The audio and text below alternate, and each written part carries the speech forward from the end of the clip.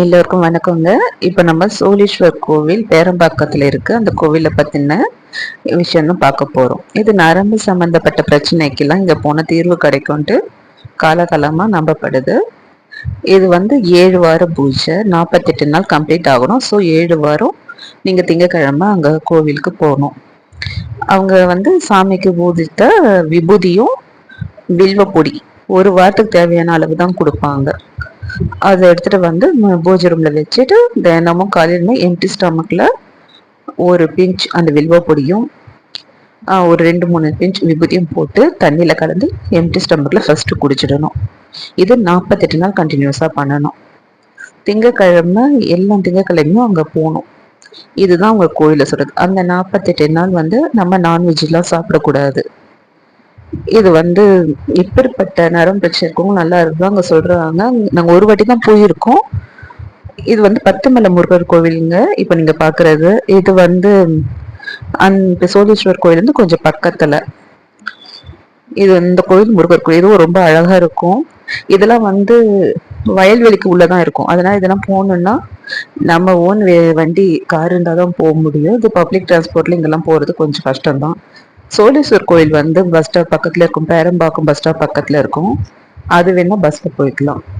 இப்ப நீங்க பாக்குற இந்த கோலம் திருவேலங்காடு. திருவேலங்காடு ரொம்ப ரொம்ப விசேஷமானது. அந்த கோவிலை பத்தி இன்னும் நிறைய வீடியோ இருந்தா நான் கலெக்ட் பண்ணி நான் போடுறேன். இந்த கோயில் 2 வாட்டி போயிருக்கேன்.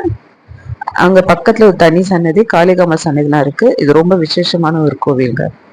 சரி, இப்ப சோழீஸ்வர் கோயில்ல என்னன்னா இந்த மாதிரி நீங்க 7 வாரமும் நீங்க தொடர்ந்து கோயிலுக்கு போயிட்டு அவங்க சொல்ற மாதிரி அந்த பூஜையில கலந்துக்கணும்.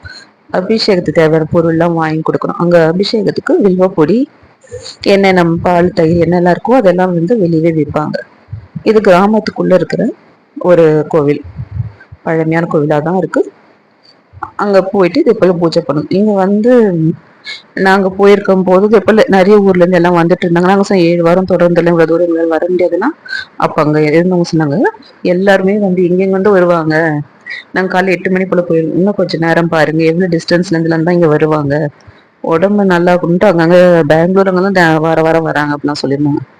ஸோ நீங்க போயிட்டு அதே போல நீங்க எல்லாம் ட்ரீட்மெண்ட் எல்லாம் பண்ணிட்டு என்னடா இது சரியாகல, நரம்பு பிரச்சனை அப்படின்ட்டு ஏதாவது குழப்பம்லாம் இருந்ததுன்னா இங்க போயிட்டு இவங்க சொல்ற மாதிரி வில்வ பொடி தான், அதை தினமும் எடுத்துக்கிட்டு நீங்க இதே கண்டினியூ பண்ணீங்கன்னா நல்லா ரிலீவ் ஆகும். எனக்கு இது கண்டினியூஸா 7 வாரம் போடணும் ரொம்ப ஆசை. ஆனா இது எனக்கு ஒன்றும் வாய்ப்பு அமையல. இது நாங்க போன வருஷம் ஜனவரி மாசம் ஃப்ளட் வந்ததுல அது முடிச்ச அதுக்கப்புறம் போனது. திருப்பியும் போகணும்னு ஆசையா இருக்கு.